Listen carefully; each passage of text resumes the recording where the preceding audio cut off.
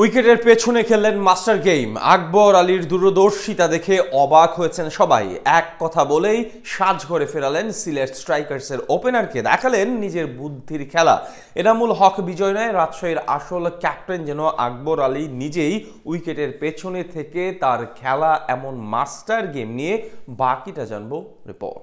Akbar Ali the master planner, বাকিটা আপনি বলতেই পারেন যুব বিশ্বকাপ জয়ী এই কাপ্তানের সঙ্গে। দারুণ বিচক্ষণতা, সাথে নিজের গেমিং সেন্স দিয়ে মুগ্ধ করছেন সবাইকে। উইকেট কিপার হিসেবে যেভাবে একজন ক্রিকেটার ভূমিকা রাখতে পারেন, ঠিক সেভাবেই কাজ করছেন তিনি। তেমনি আজ সিলেট স্ট্রাইকার্সের বিপক্ষে খেললেন মাস্টার গেম। বোলারকে পরামর্শ দিয়ে আদায় করে নিলেন মূল্যবান উইকেট।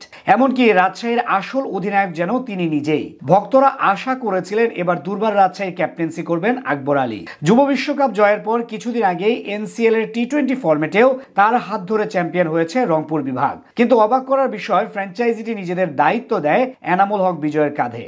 তবে নামের দিক থেকে বিজয় অধিনায়ক হলেও আসল দায়িত্ব পালন করছেন যেন আকবর আলী। এমনকি কিপিং করার পাশাপাশি বোলার ও ফিল্ডারদের দিচ্ছেন নিয়মিত পরামর্শ, যার ফলস্বরূপ আজ আউট করলেন সিলেটের ব্যাটারকে। যুব বিশ্বকাপে ভারতের বিপক্ষে ফাইনালের দায়িত্বশীল ব্যাটিং করে শিরোপা এনে দিয়েছিলেন আকবর। নিজের বুদ্ধির জন্য বরাবরই প্রশংসিত হন তিনি।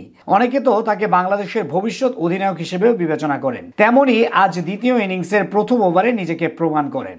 এদিন দুর্বার রাজশাহীর হয়ে প্রথম ওভার করতে আসেন স্পিনার সানজামুল ইসলাম, যেখানে নিজের প্রথম 5টা বল দারুণ ফাঁদে ফেলেন আইরিশ ব্যাটার পল স্টার্লিংকে। সেখানে একাধিকবার তার উদ্দেশ্যে আকবর আলীকে পরামর্শ দিতে দেখা যায়। এমনকি বোলারকে উজ্জীবিত রেখে নিজেদের প্ল্যান এক্সিকিউট করার জন্য চেষ্টা করতে থাকেন তিনি। ওভারের প্রথম 5 বল থেকে মাত্র 3 রান খরচ করেন সানজামুল ইসলাম। এরপর শেষ ডেলিভারির আগে বোলারের উদ্দেশ্যে ভালোভাবে ফিনিশ করার কথা বলেন আকবর, যেখানে শোনা যায় তিনি বলছিলেন, ভালো হয়েছে ভাই, এবার ভালো একটা ফিনিশ করেন লাস্ট বলে। মূলত বোলারের কনফিডেন্স লেভেল বাড়ানোর জন্য এমন পরামর্শ দিয়েছিলেন এই উইকেট কিপার। এর পরের ডেলিভারিতে ঠিকই উইকেট তুলে নেন সানজামুল। তার গুড লেংথের ডেলিভারি ঘুরিয়ে মারতে গিয়ে শর্ট থার্ড ম্যান অঞ্চলে তার স্কিনের হাতে ধরা পড়েন পল স্টার্লিং। তিনি ফিরেন মাত্র 5 বলে 2 রান করে। আকবর আলীর এমন দারুণ গেম সেন্সের জন্য প্রশংসা করছেন অনেকে। এর আগেও রাজশাহীর ম্যাচে বেশ কয়েকবার তাকে উইকেটের পেছন থেকে এমন প্ল্যানিং করতে দেখা গেছে। এদিন পাওয়ার প্লেতে দুর্বার রাজশাহীর বোলারদের নিয়ন্ত্রিত বোলিংয়ে মোটামুটি বেশ চাপেই পড়েছিল সিলেটের ব্যাটাররা। এর আগে টস জিতে আগে ব্যাট করতে নেমে দারুণ শুরু করে দলটার 2 ওপেনার জিসান আলম ও মোহাম্মদ হারিস। যদিও সেট হওয়ার পরে বড় ইনিংস খেলতে পারেননি তারা। শেষ পর্যন্ত অধিনায়ক এনামুল হক বিজয়ের 32 রান ও রায়ান বার্লের 27 বলে 41 রানের ইনিংসে ভর করে 184 রানের পুঁজি পায় দুর্বার রাজশাহী।